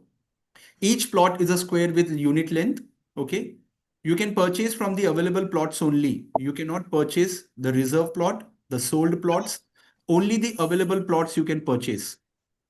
All the plots purchased by you must share at least one side. They must be connected, okay. So you have to give this situation to them and you give them a free time, let them think what they are going to do and how they are going to take the decision. Of course, we are there in the classroom. We are there as a facilitator, but let them see what answer they are coming up with. I'm going to show one sample answer for which I was also very surprised. So these are the rules. These are the rules. They cannot buy the plot like this. The first two situation, it has to be connected. Okay. So either this way vertically or this way horizontally, they have to buy those particular plots. And then finally, you can frame this particular questions to them. Remember, they have 50 coins with them for investment. Each plot costs 5 coins per square unit. Fencing will cost 1 coin per unit. Fencing the borders of the land purchase is compulsory. You have to fence it. Okay. So you have to spend on that also, which is costing 1 coin per unit. You do not need to pay for the fence of the borders shared by already sold plots. Balance of more than 5 coins, you're laying a condition now. Balance of more than 5 coins after purchasing the land and fencing is not allowed. If they are left out with 5 coins and they have purchased only less number of plots, it is not allowed. So shade the plots you can plan to purchase in the layout, and then they have to answer this question. It might sound little difficult, for that particular age level, but believe me, what experience we got in our school or in some other school also where we conducted, it was absolutely different. Children are more smarter than us nowadays. Okay, so they were able to come out with some different and good plans, of purchasing a plot. So I'm showing you the sample solution. These are the possible way they can purchase a plot and they can save money. Now, out of this, what do you think? Whose plan is the best one? Which plan is the best one? There are colors, right? Which plan is the best one? Remember, they should spend less number of coins. If they're left out with 5 coins, then that purchase is not good. Green, okay. AVM Juhu is saying green, okay. I'm expecting some other answer. Is the green the best plan? Please check carefully. If they're left out with some coin with them, orange, okay, it's looking like an orange, you mean to say red, right? So yes, red is the best plan. So if you see green, they have spent entire amount, entire 50 coin they have spent. But here he has purchased the same number of plot with respect to green and yellow, but he's still left out with that particular 1 coin. So this green plan is not the best one right now. The red plan is the best one. The red color, the plan is the best one because he is still left out with that particular 1 coin. And then I'll show you quickly the solution. And as I said, I was very surprised. The child also came up with that answer and they calculated. If you see at the end, number of balance coin is 1. Total number of coin used is 49. Total cost of fencing is 9 into 1, that is 9 coins. Length of the paid fencing is 9 units. So what are you testing? You're testing about purchasing a plot concepts, okay? Wherever it is available, and fencing part, that is perimeter part, you're connecting, and you are playing like a small particular task and a situation to them that I'm giving you so and so money, so much of money, you have to spend it, and you have to purchase as many plots as possible. So this is related to grade 6 or 7 level, definitely. For perimeter chapter, if you're teaching in the classroom, you can definitely share this in the classroom and you can give this kind of a task. Let us quickly go to the next example. A very, very interesting one because the festive season is coming. Okay. And you can see a lot of, offers, coming up, shopping mall, shopping apps, advertisement on TV. So our eyes are quickly caught by the words like 50% off, buy one, get one free, extra 20% discount. Believe me, even we adults are falling into that trap sometime. Okay. We see that particular advertisements and then we go for, buying one, get one free, extra 20% discount. So you're teaching discount chapter, profit, loss and discount to grade 6 and 7 chapter. Okay. 7th grade. Now, what are the conventional way of asking the question? Okay. Discount price, discount percent is this much. Cost price is this much. Selling price is this much. Find the mark price. These are the conventional way that we are asking the question since ages in our question paper. So the child calculates the percent profit or maybe the percent discount, then calculating selling price, then coming up with mark price and getting the correct answer. But are you connecting that discount? Because if we as an adult, we are falling into the trap. If the child is shopping, when they go for a trip outside with the school, are they doing that calculation of math in that particular trap? So that is what we have to teach them. So my heading here is discount an offer or a trap? So this is the first deal. Please go through this. This is a reality check for all of us. Okay, original price is 1,000. Poster says that 50% off plus extra 20%. So we feel that it is 70% discount they are giving. And when you end up doing the entire calculation, it comes to 1 minute. So it comes to 400. So it's not an 70% discount. It's a 60% discount. It is not 70%. Okay. So it was a trap. One more example. So BOGO means buy one, get one free. A very usual, advertisement we see nowadays. So the child is seeing this particular electronic gadget, buy one, get one free. Original price of one electronic gadget is 2,000. After offer price of the two electronic gadget, 1,000 each, of course. Comparing with 25% off in each, 1,500 is better. So BOGO offer are good only if you need that. If you need two electronic gadgets, then BOGO offer is good. Otherwise, getting that 25% on one particular gadget is the best one. Okay. One more example I've taken, very familiar with this also, all of us. 30% off plus 500 cashback voucher. So we are taking that 500 ka cashback voucher, but are we going to use it at that particular time only? Usually we bring it and keep it at home and then we forget. Okay, and for entire year will go on, that year will pass and then we do not realize that this cashback voucher we have not used. Okay, so cashback voucher is actually better when we actually use it at that particular time. If 40% off is available, then it is actually better rather than getting into that offer. So why to learn this? As students and future smart shoppers, it is important to do the math before believing the ad, differentiate between real savings and marketing tricks, become a wise shopper who makes choices based on need, not just on flashy offers. So this particular task can be given it to them in the classroom, then and there itself when you're teaching % discount. Don't wait for the exam. That in the exam we are going to ask some conventional questions, because I can understand, because there are different types of students in the class and all will not be able to maybe not able to understand this to that particular level.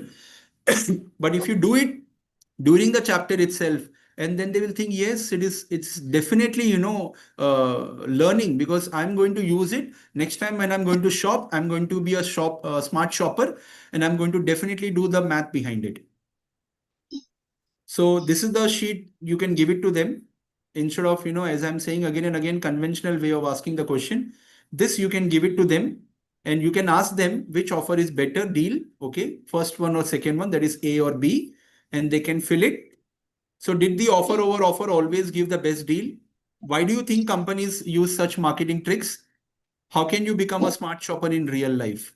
So you're teaching that chapter and you're connecting this, and the child knows that I can become a smart shopper in future because I know the calculation, the math behind it. And again, this is one of the sample did by one of the school. Okay. So this task was done and they enjoyed it. And now they are very confident that maybe next time when we are going for shopping, we might not fall into that particular trap. So with this, I complete the strategy called as, real world context. We completed how to connect. I gave you some example. But before I go ahead, I want to ask to the audience now, is there any other topic that you can connect with the real life? Other than this?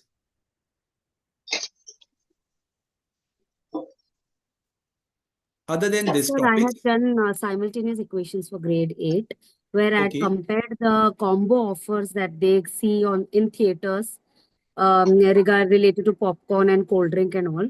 Yeah, So which one is excellent. better based on individual price that I had done. Excellent, excellent. Simultaneous equation. Nobody will think of, this can be connected. Coordinates with the location maps treasure hunt. So you can play a treasure game with them, searching the treasure and then coordinates, location, maps and all that. Definitely. Coordinate geometry. Excellent. What about statistics? Yeah, Padma ma'am is saying statistics. What about the IPL, which is, completed, or the women's cricket team? Nothing is, completed without the data, what we see on the screen. We get a ready-made data on the screen, but they do a lot of statistics behind it. GST. Now here, I would like to, Mariam ma'am has said GST. GST can be done with the help of a role play also. So you just have to tell the class that one of the child will be acting as a manufacturer, one of the child will be acting as a wholesaler, shopkeeper, and then finally comes through the consumer, and there will be one person who will be playing a role of a government. And then that multiple transaction ka sum, what is there in the grade 10 level, can be done with the help of this. Sujata ma'am is saying algebra, definitely algebra can be connected, data handling, yes. So that means we are all there, actually on the same line where we can connect our topics with the real life. Now I will move to some other strategy here, okay? Now the first strategy is called as jigsaw strategy. Teachers, please pay attention. It's a very interesting because I'm going to flash the next picture which will take you to your childhood. How many of you remember this when we were as a child? Our parents definitely used to buy this for us, okay? And then we used to play this and we used to try to assemble that jigsaw puzzle. And when it used to get completed, we used to be very, very happy. So how many of you can relate this with your childhood? Okay. Definitely many of us might have played this game when we were child. How about connecting with our, academic syllabus? So first I need to explain some rules related to jigsaw. Let us see what is jigsaw. Okay, jigsaw strategy. A best strategy for revision purpose. I'll tell you how. It's a multi-step strategy in which students cooperatively learn about a topic. Each student becomes a master of the topic and teaches other students. That is what we want. They should become a master of the topic. Improvement in interpersonal and communication skills. Better understanding and retention. Inclusive environment where contribution is valued. So you have to make a groups in that. Later I will tell you in the next slide where each and every child is included and their contribution is valued. So let us see how this jigsaw puzzle will work. So how this strategy will work, the steps are written here. And you have to be very careful while giving the instructions. If the instructions are not falling in place, then this will become a disaster. Okay. So first you have to group students, 4 in each group. Requesting teachers to mute yourself, please. Please mute yourself. Okay, so you have to group students, 4 in each group, heterogeneously to form a home group. So what I'm doing is I'm selecting, 8 children maybe in the beginning, and that 8 children, I'm dividing it into 4. Okay, so 4 ka one group and another 4 one group. So those group will be called as home group. You have to give the heading as home group. Okay, if you have 40 children in the class, then you will have 10 groups. So better if you keep 4 in a group. Okay. So if you have a class of 40, you can divide that in 10 groups. Identify a topic and 4 different subtopics with appropriate grade level readings. If you're dealing with grade 6, the subtopics and the topic will be different. If you're dealing with grade 10, the topics will be different. Create expert groups. So there is one home group and there is one expert group that consists of one student from each home group. Remember, you have made home group with 4 students in a group. So now you have to create expert group that consists of one student from each home group who is reading the same text solution. I'll explain you detail in next slide. Provide appropriate resources or the materials that are available to the students to learn about their topics. Suppose while playing, the child is not able to answer any question or solve any subtopic questions, then some materials, some resources you can provide. Instruct students to go back to their home groups to share their expertise with other students of the same group. So I'll quickly repeat once again. First, you have to form a home group. Each home group will have 4 students. Okay. Then suppose if you have 5 groups, like 4 groups like that, 4 home groups you have made with 20 children. Okay. Or 5 home groups you have made with 20 children. Then what you're going to do is in each home group, you're going to provide different topics. Okay. And different home group will get a different subtopics. And then they have to, whoever has got the same topic will come together and they will form a expert group. And then they will solve that particular sub questions which belongs to the same topic. Once they complete, they have learned, they have mastered everything about that particular topic. They will go back to their home group and they will discuss with other members of the home group. So I'll show you one picture here. With that picture, hopefully it will be very, very clear. So there are 4 home groups here, 16 students, 4 home groups. So in that first home group, they are getting different seasons, summer, spring, winter, and fall. Okay. And that after that, they are going to segregate into expert groups. So all who have got the same topic. So if you see all green color, they have got the same topic. They are coming in one group. So that group will be expert group number 1. Then another group, which is in yellow in color, they have got the season like spring. They came together in one group, expert group number 2. And then again, winter, expert group number 3, and then expert group number 4. So when they come in that particular expert group, they all have got the questions of the same topic. Different questions, but it belongs to the same topic in their expert group. So they will all solve this particular expert group, and they'll all solve these sub questions. They have mastered that particular topic. Summer, everything you want to ask from expert group 1, they will answer. Then related to spring, from expert group 2, whatever you ask, they will answer. Expert group 3, they have learnt everything. Now they will go back to their particular home group. Now each particular child in that particular home group have mastered that particular topic completely. Okay. And then they will share their knowledge of different topics that they have learned. Once they share that particular knowledge of different chapters, the puzzle is done. Jigsaw puzzle is completed. Okay. I know many of you might be thinking like in the setup of such a large class size, how it will be possible to take a revision. Believe me, it is possible. And if you have a class of 40, you can divide it into 10 groups. So out of that 5 group, you have to select 5 topics and 5 different subtopics to them. Another 5 groups, select different 5 topics and different sub-questions for them. So one day you can make them solve this 5 topics with them. Next day you can interchange. So you have completed your portion. You want to do a revision with them. Believe me, this is one of the best way to complete 4 to 5 chapters at a time. So I'll show you the example. Of course, any strategy, if you are not able to understand without example, it becomes difficult. So this is an example for grade 9 and 10 level. Okay, I have taken 4 different topics here. One of the topic is related to arithmetic progression. Another topic is related to similarity. Third topic is related to cone and sphere chapter, mensuration. And fourth topic is my remainder and factor theorem. So ICSE teachers will relate this. They're teaching it in grade 10. So you can relate what I'm trying to say. My second home group, they also got the same topic, but they got different sub-questions of the same topic. I repeat, if you see home group 2, again, there is one question of arithmetic progression, similarity, mensuration, and remainder factor theorem. Home group 3 also got the same topic, but different question this time. Home group 4 also are having the same topic, but different topics, but the questions are different for subtopics. Now, who will tell me what we have to do after forming a home group? After forming home group, what to do? So home group is made. Yes. You'll ask all the ones to come together, or the yellow ones to come together. Correct. So whoever has got the same topic, okay, they will come. Yes, expert group. Absolutely correct, Neha ma'am. Yes. So they are going to come like this. See the next picture. Very interesting again. Can you see this? This is my expert group. This is my expert group. Okay. And all different sub-questions of the same topic.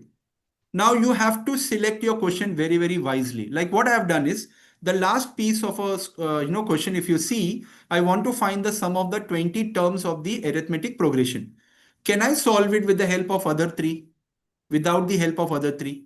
I need a knowledge of the first 3, and then only I will be able to solve.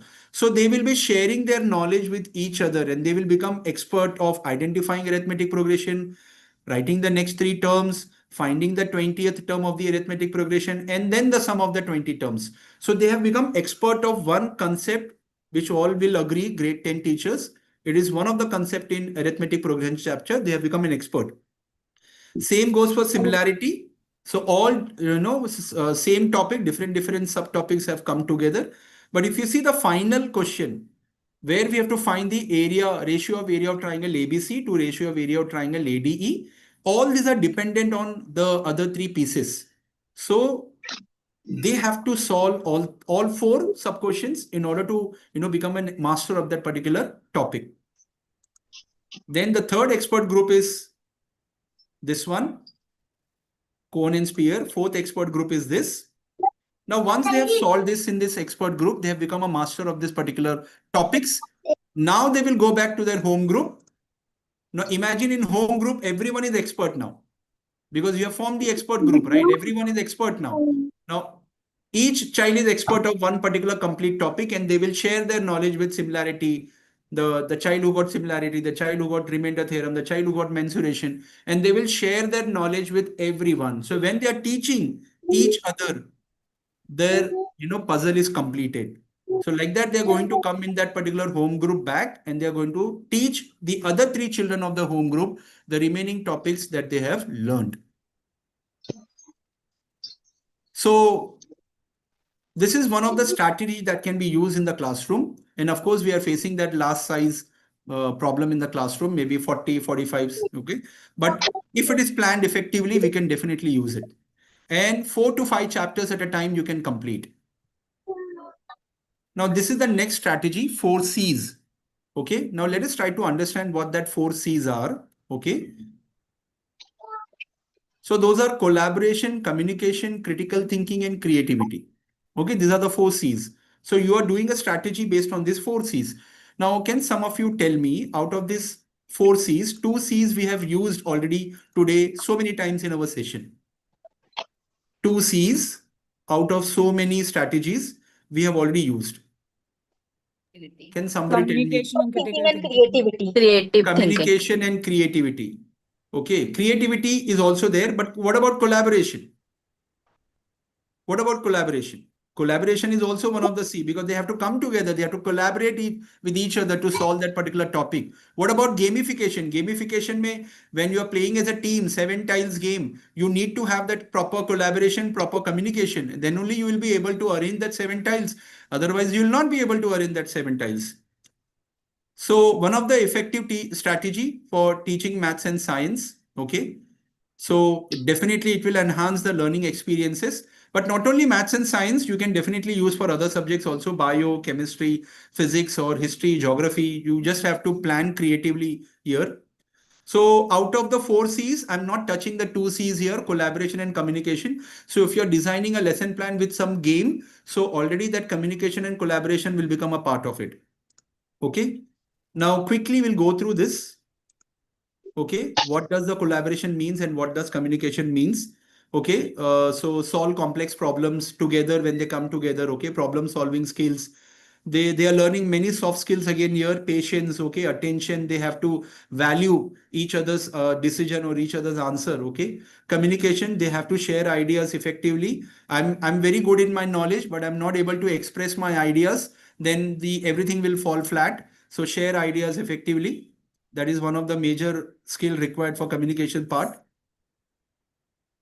And of course, critical thinking and creativity. Nowadays, if you see ICSE or CBSE or with regard to any other board, they are shifting slowly to this kind of a skills, creativity and critical thinking. And they're shifting the focus from, other, what I can say, Bloom's taxonomy, like understanding, remembering, knowledge. We are shifting towards this kind of a skill nowadays. Okay.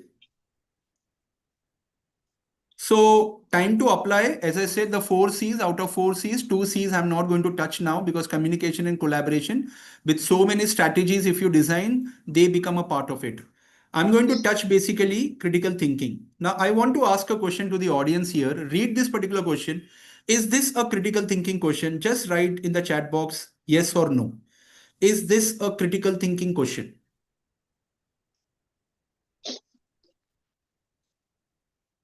Okay, Shweta ma'am is saying it's a critical thinking question. So Padma ma'am is saying no, it's not a critical thinking question. Shalu is saying yes, it's a critical thinking question. It is. So we have a mixed answer here. Somebody is saying critical thinking question. Somebody is saying it's not a critical thinking question. But if the same question, now if I flash it in a different way, now I hope whoever wrote yes will change their decision now. Okay. Can you read this now? Please have a patient reading here. Now, is this a critical thinking question, or the previous one was the critical thinking question? Because it's the same question. It's the same question. I'm just designing it in other way. So whoever wrote yes in the beginning, yes, it is not. I'm not saying it's not a very critical thinking question. It is, but then this will make the child definitely think out of the box. Okay. So my boat is here. The diagram you have to give. The boat is anchored at a point 6,8. Okay. The y-axis represents the river bank. A person wants to stand on the river bank at a point 0, y such that the distance between the boat and the person is 10 units. Using distance formula, find the coordinates of the possible points on the river bank where the person could stand. Suppose a person chooses the point with a greater y coordinate. What is that point and how far it is above x-axis? If another boat is anchored at 6, -8, calculate the distance between the two boats. So what you have done is you have converted that entire question into a situational based question where the child will definitely think creatively and critical thinking will be here. Okay. There is one more question. Again, I'm asking the same question. Is this again a critical thinking question? Many a time we are asking this question for grade 10, grade 9. So yes, someone has said, no, it is not a critical. Now you might have understood what exactly I'm trying to, build up here. It is not a critical thinking question. Okay. Because a very conventional way of drawing a circumcircle. So construction skill is involved here, but the method of asking the question is a very conventional way. What about this situation? A circular ground has 3 gates, A, B, and C, located on its boundaries such that shortest straight distance between A and B is 5 meters. Shortest straight distance between B and C, A and C is also given. A water fountain has to be installed in the circular ground such that it is equidistant from all 3 gates, A, B, and C. Using ruler and compass, locate the position of the water fountain and determine its distance from B. So this is like a critical thinking question where the child will definitely draw some map in his mind or on the paper. He will draw some map, the 3 gates, okay, circular track, circular ground, 3 gates, and the location of that particular fountain, where it should be. So that construction skill will be tested here. But then the way we are asking the question is different. And that is what the NEP 2020 is asking us. And this type of questions is, to some extent satisfying the needs what NEP 2020 is telling us. So this was about all 4 C's. Okay. So I have taken a different example. But if you're teaching a particular chapter, you can design your lesson plan based on this 4C, where you're maybe using a game or some kind of a strategy or some kind of a critical thinking question where the child is going to draw something and maybe relate with other subjects too. So you can apply this 4 C's, okay, in the lesson plan, and you can do this. Now the next very interesting, see, think, wonder. This is the next. So the name of the strategy itself is very, eye-catchy. See, think, and then wonder. So let us see how we can apply this. See, think, and wonder, powerful strategy. Students, they are engaged in observation, reflection, and inquiry. Observational skill is very, very important. Imagine if they are, going somewhere out of the town and they have to use the space for putting all these luggages in the particular space inside the car, and how they are going to visualize the space first, observe the space first, and then try to go ahead. So you have to flash a particular video or an image or a physical demonstration, and you have to ask the children what they see in that particular image or what they see in that particular video. And then encourage students to think about and make sense of what they observed by asking question, what do you think? Why do you think? All these kind of questions should come up. Then again, generate questions which will make their observation little higher level. Okay. So what are the purpose of this particular strategy?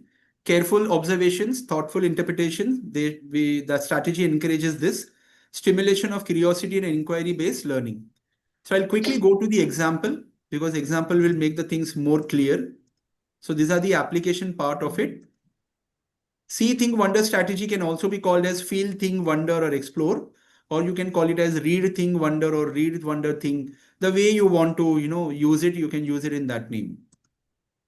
So I'm showing this particular number line to the class 6 grade. I have taught them, or you might be teaching them, number line. So I'm going to flash this particular diagram in front of them, and I'm going to tell them to see this particular figure or see this particular number line, and you are going to ask this type of question. Very basic question. I will say a lower order question maybe. What are the numbers shown on the number line? What is the starting point? What is the ending point? Are the intervals equal or unequal? What direction does the line move in? Now, how many of you agree when you're teaching something and suddenly one of the child is asking a very good question, you feel something in your mind that the child has asked this question? That means he's paying attention and he has, he's trying to learn more from this particular image. So many a times it has happened that, especially while teaching, while teaching in the classroom, and the child is asking a very good question related to that topic, which you might also have never thought that child might ask. So you feel that, yes, the child is paying attention. There is one thing, and the child is thinking to that particular level that, this question is coming into his mind. So you have to prompt the child to ask think type of question. If the child is not able to ask, you prompt first. And if the child is not still able to ask, you ask this type of question. A little middle order question. I will say a lower order, middle order question. What pattern do you observe? Like the patterns are like the differences of 1, 1, 1. How the numbers are related, what mathematical relationship exists.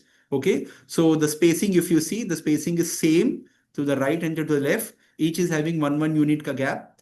Can you identify any arithmetic progression here?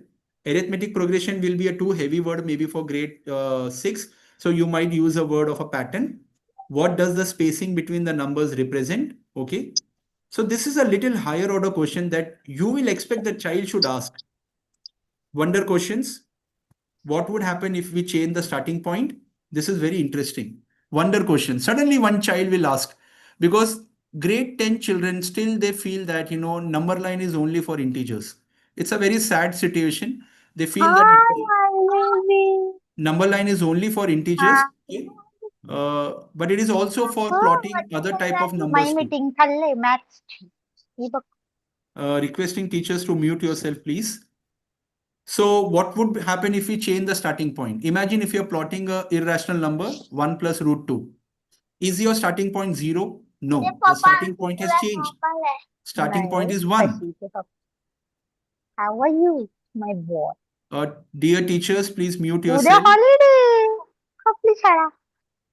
Hello, dear teachers, please mute yourself. हो मी लवकर मला sister आणते जा घराना meeting attend कर What? मग एका meeting चालू आहे मग ही मीटिंग अटेंड करून मग माझ्या पोरांना Please mute yourself, teachers. Hello, please mute Miss yourself. Riona De Silva, request you to mute yourself, please. So how could we extend this number line? Of course, the number line to the right or left can be extended to infinite length. Okay. What additional information might help to understand the number line?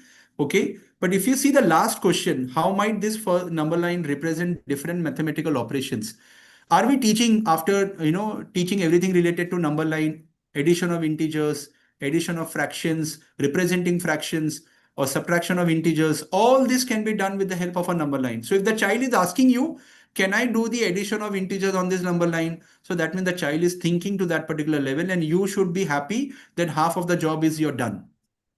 So see, think, wonder activity is, putting up the image and make the children to ask such particular question, which will make them think critically. One example, I've taken it for grade 8. Quickly, I'll show that. Okay. So it's a net of a particular polygon. Okay. Identify the number of faces. Count the different 2D shapes. Very basic question that we are expecting the child should ask. Prompt question will be think a little middle order question. Analyze how 2D shapes might fold into 3D object. Consider which faces connect to form a 3D shape. Predict the potential 3D shape based on this net composition. Like that, so many questions can be asked in the classroom when such diagrams are shown. Wonder questions, of course. Imagine a real world application. One of the last question I'm reading, real world application, where it can be applied the net. Okay, packaging industry is one of the beautiful example, because packaging industry, they deal with the net initially of the boxes. Okay, and also the architecture or engineering field, all this can be related. Okay, so all these type of questions, if they are asking, well and good, or otherwise you have to prompt them or you have to ask them. Then only you know that we will come to know whether the child has reached to that level where I wanted the child to reach. Again, a conventional way of asking the question, draw the net. Very often we ask this question from the textbook exercise, conventional method. Okay.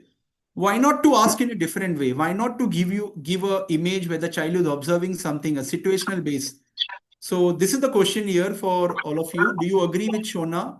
Explain your answer. So Shona is saying that this must be a net of a cuboid because it has 4 rectangles and 2 squares, which is same as the faces of a cuboid. So Shona is saying that this is a net of a cuboid. Okay. So this is, I'm going a little fast now. Disagree. Why disagree? Because net has correct shapes to form the faces of a cuboid, but they are not at all in correct positions. Okay. So this is not a net of a cuboid right now. The squares needs to be on the opposite side so that they form opposite faces of a cuboid. So the diagram at the end, you can ask, draw the correct figure, draw the correct net. So that question you can ask. Instead of asking the question in a very conventional way, why not to ask such questions in the exam where you are testing 2 things. Your testing is observational skill and you're testing the concept also. So this is related to the strategy called as See, Think, Wonder.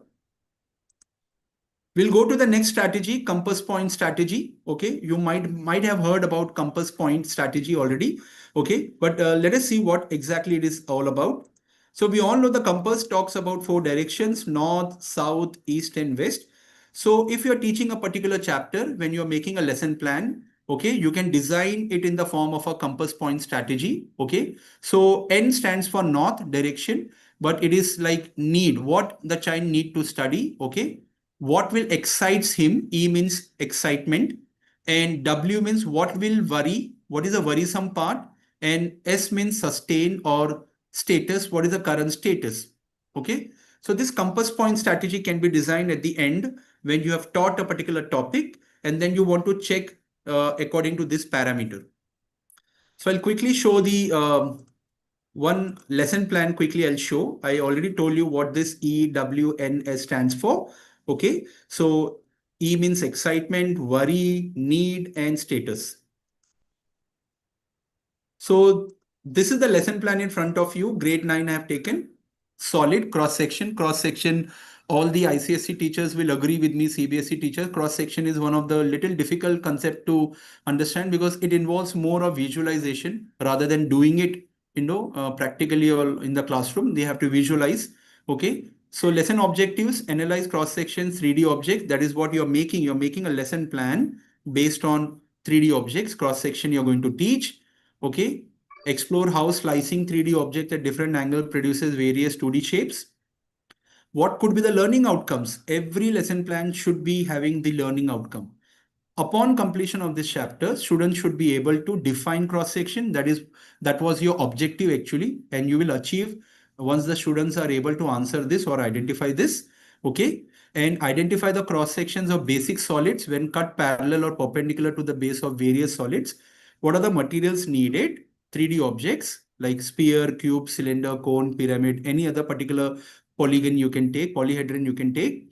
Visual aids or videos you can show in order to teach. How you're going to teach, that you have to decide with the help of a video, with the help of a visual aid. And then you need a compass point strategy worksheet at the end. So this is what the strategy explains. What do you need to know about this topic further? What excites you about this topic? What is your current status? And what steps you will take to further explore? I know this much. I'm able to understand cross-section, but I'm not able to understand what will be the shape will come up when I'm, slicing it horizontally or vertically or diagonally. What shape will come up? That is the worrisome part for me still. Okay. Show the picture, how you're going to engage the child.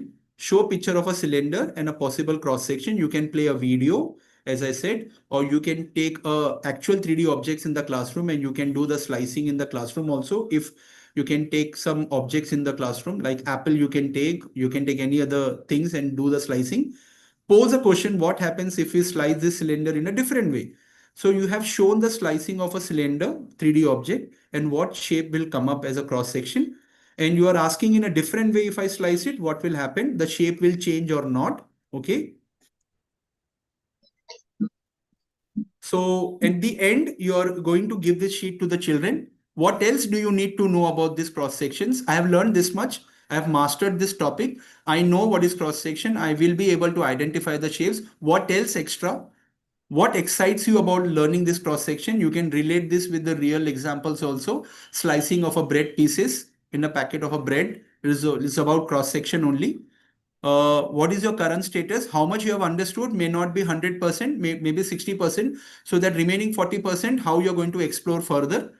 And what is the still worry part in your concept that you have not understood? Give this sheet to the child will fill, and you can read, you can find out what is the status or what is the worrisome part, what is the excitement part of this cross-sectional in the classroom. So this is one example of a compass point strategy that can be deal with any particular subject or any particular grade level. But at the end, make sure that you are giving this particular sheet to the child. Okay. Or if not the sheet in the classroom, you can draw those directions, the 4 quadrants on the board, and on the top you can write N, S, W, and E. And you will ask the child, what else you need to study, or what excites you, or what the further exploration you require to do that, or what is the still worrisome part. And then you will get a summary of how you have done it in the classroom. Have you done justice with that chapter? If there are many concerns, many worrisome part, that means you need to redo your strategy. You need to rework, how you have taught or how you have explained, and then you need to explain it again, and then again come back with that same particular worksheet again. I know we don't have time to reteach and all that, it becomes difficult, but if your class, majority of the class is saying worrisome part, still they are worried, they are confused, they are concerned, then definitely we need to, change our strategy or change our methodology to teach. And at the end, you can assess with the help of multiple choice question if you're teaching it in a lower grade. And for the higher grade, you can pose some challenging questions. Okay. Finding the volume of cross section, area of cross section, surface area of the cross section, all that questions you can ask. Teacher observes the group discussions and participations. Teacher reviews the compass points worksheet to assess understanding. Okay. So compass point strategy will give you a complete gist whether you were successful in the classroom or not. So teachers, I just completed whatever I had with me today in the session, and I confidently believe that, mathematics of life, the picture, what I'm showing it on the screen right now, life plus laughter into love minus hate, definitely going to be the happiness. And if you remember the video, what we saw in the beginning, the anxiety, the stress, the phobia before the exam of math, and definitely if we try to do in this way, we are going to get the picture which is on my right. Okay. They will be having a smile or happy face. Okay. And you can reach out to us on this definitely. And we would definitely love to, help you out in any which way you want. So thank you all for paying attention, for, just a wonderful listener and a patient audience. Thank you very much. And I hope whatever we have done today is fruitful for you. You might have learned something, because in fact, many answers, what I saw it in the chat box, I learned many things. Whatever the answers you gave, it was not completely matching, but it was like a supplementary pointers for what I wrote in my presentation. Thank you. Thank you very much for such a wonderful audience.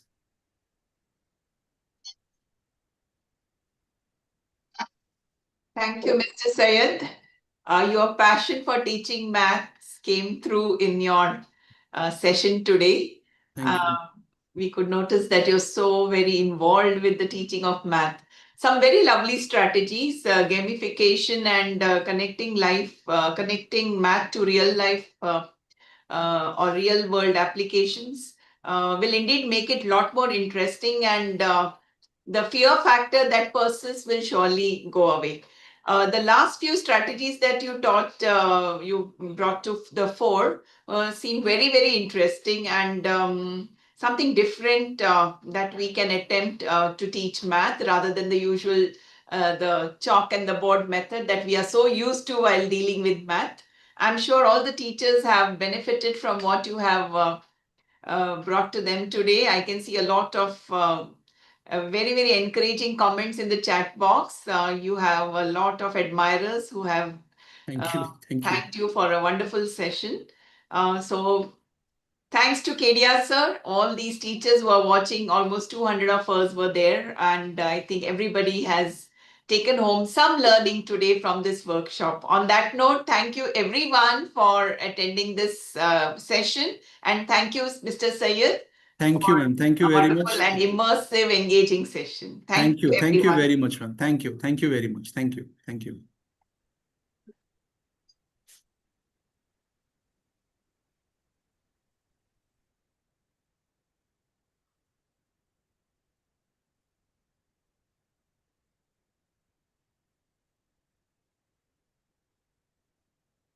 Thank you. Thank you, teachers, for writing such a wonderful comments in the chat box. And I'm really happy that, whatever we shared today is helpful for. Hello, Roger, sir. How are you, sir? How are you? After There a were long many, time seeing you. there were many names in the, in the meet whom I wanted to talk because we are so often meet each other, while correction.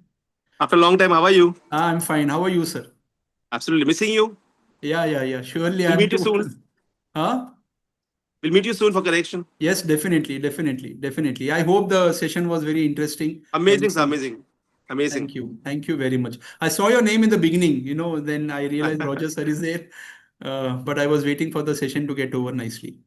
Good Thank you, sir. afternoon, Thank you, sir. sir. May we get the presentation? May we get the presentation in the chat box? Some of the games that you have shown and taught, it was really amazing and we have never gone through in the Okay. past. Section formula पढ़ा है, So एक बच्चे को may कि we- तीनों थे वो Please B और mute सी yourself, बी और सी teachers. वाले बोले हमने Hello. कर लिया, This मैंने is the कर लिया, तो problem. फिर वो अपनी खुद का नोट्स ओपन करके तुम्हें लता भी तो यही समझा रहा है. Yes, Sheila ma'am, they're Ma'am, asking. we will check with Mr. Kedia and USF if this can be done, and if it's done, then we will be surely sharing it with you via email. Thank you so much. Most welcome, ma'am. Okay. Bye, sir. Bye. Thank you for being a wonderful audience. Thank you. Thank you, Sheila ma'am, for all the guidance. Sir, one question I have. Can I ask? Thank you, sir. Hello, Manish sir. Sorry, ma'am. I have all my Hello, colleagues sir. from the correction Hello. team. Hello, Manish sir. How are you? Sir, Good, sir. How are you? Yeah, fine. Sir, really very interesting Sir. session. Sir. Thank you very much. Thank you. Sir, good evening, sir. I am Shailesh. Okay, sir. Yes, Alice, sir. Sir, it is very informative and many new things I will be applying in my regular class. One Wonderful. question I have, that magical square. Magic square, yes. Yes, that magic square. Is that working? That method is working for all type of grids like 4x4, 6x6, 7x7, Sir, 3 by 3. odd number. Sir, for 3 by 3 and 5 by 5 ka grid, you have to select a number which is divisible by Yes, 3 I and understand 5. the process. 4 by 4 ka grid, the method is different. The rule is different. Okay. Okay. And So I are will we able suggest. to make a 7 by 7 and 9 by 9 also? Yes. By Definitely. the same method? Yes, same method. Definitely. Surely. Okay, sir. But then Nice. I will suggest, you stick to 7 by 7 ka grid, maybe. 9 by 9 Yes. ka grid, it will become too much. 81 boxes to fill and all that. So if you want to do this in the classroom setup, then 5 by 5 ka grid and 7 by 7 is still okay. Yes, sir. But But the if method is good. but if I have a time, I can make 9x9 also. Yeah. Yes, definitely. Okay, sir. And there is a different method for creating 4x4 and 6x6 and 8x8. Yeah, the method is different. Yes, the method is different. Yes. Thank you, sir. Thank you very much. Most welcome.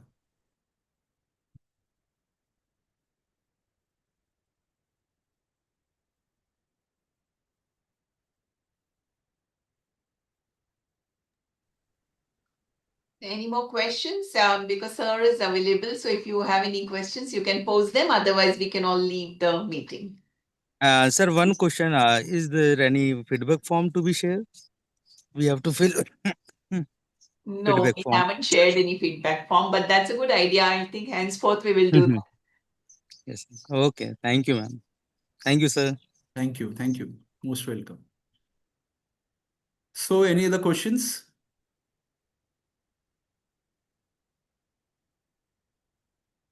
So So we can leave the meeting, I suppose. Okay, ma'am. Okay. Thank you Okay. very Thank you. much. Thank you. Thank you. Sir, Yes, ma'am. I think sir has already left the meeting.